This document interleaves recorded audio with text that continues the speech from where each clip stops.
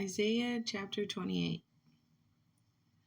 Woe to the proud crown of the drunks of Ephraim, and to the fading flower of its splendid comeliness that is on the head of the fertile valley, to those who are overcome with wine. See, Yah has one who is mighty and strong, like a downpour of hail in a destroying storm, like a flood of mighty waters overflowing, who casts down to the earth with the hand. The proud crown of the drunks of Ephraim is trampled underfoot, and the fading flower of its splendid comeliness that is on the head of the fertile valley, like the first fruit before the summer, which when one sees it, he eats it up while it's still in his hand. In that day Yah of hosts is for a crown of splendor and a headdress of comeliness to the remnant of his people, and a spirit of right ruling to him who sits in right ruling, and strength to those who turn back the battle at the gate. And these two have gone astray through wine, and through strong drink wandered about. Cohen and Nabai, that's priest and prophet, have gone astray through strong drink. They are swallowed up by wine. They wander about through strong drink. They go astray in vision. They stumble in right ruling. For all tables shall be covered with vomit, no place without filth. Whom would he teach knowledge? And whom would he make to understand the message? Those weaned from milk, those taken from the breast? For it is command upon command, command upon command, line upon line, line upon line, here a little, there a little. For with a jabbering lip and a foreign tongue he speaks to this people, to whom he said, This is the rest, give rest to the weary, and this is the refreshing. But they would not hear. But the word of Yahweh was to them, command upon command, command upon command, line upon line, line upon line, here a little, there a little, so that they go and shall stumble backwards and be broken and snared, taken captive.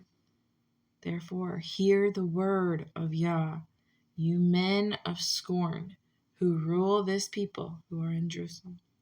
Because you have said, we have made a covenant with death, and with the grave we have effected a vision.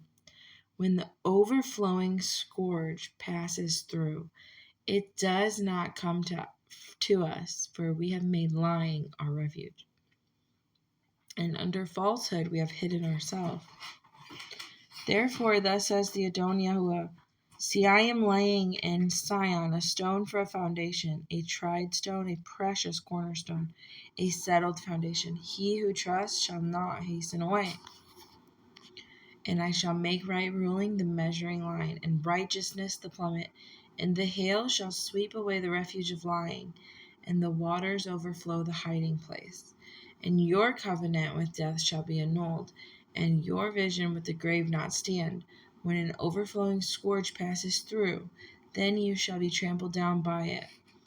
As often as it passes through, it shall take you, for it shall pass through every morning, and by day and by night, and it shall be only trembling to understand the message.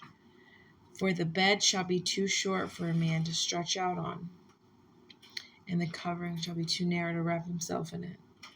For Yahweh rises up as at Mount Perazim, and he is wroth, as at the valley of Givon, to do his work, his strange work, and to do his deed, his strange deed. And now do not be scoffers, lest your bonds be made strong. I have heard from the Adon Yahweh of hosts, destruction decreed upon all the earth. Give ear, hear my voice, listen and hear my word. Does the plowman keep plowing all day to sow? Does he keep turning his soil and breaking the clods? When he has leveled its surface, does he not sow the caraway and scatter the cumin, plant the wheat in rows, the barley in the appointed place, and the spelt in its place? For he instructs him for right ruling, his Elohim teaches him. For caraway is not threshed with a threshing sledge, nor is the wagon wheel rolled over cumin, but caraway is beaten out with a stick, and cumin with a rod. Grain is crushed, so one does not go on threshing it forever. nor break it with its wagon wheel, nor crush it with its horsemen. Even this has come from Yah of hosts, who did wonders in counsel, who made wisdom great. This kind of reminded me of what's going on today here in verse all the way, from 1 to like 10. It's like the church today. It says here,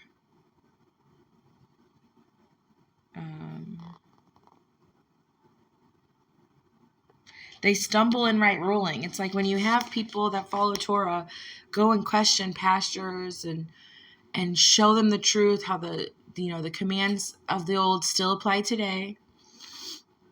It's like they stumble in their right ruling. It's like they have these blinders on still, and it seems as if they're drunk on that wine. And that's how I see it. That's my opinion. It seems as if this, and I'll look more into this, if this prophecy, these words have come to pass that we know of. But to me, it sounds like the church today. The Christian church today. Hallelujah. Shalom.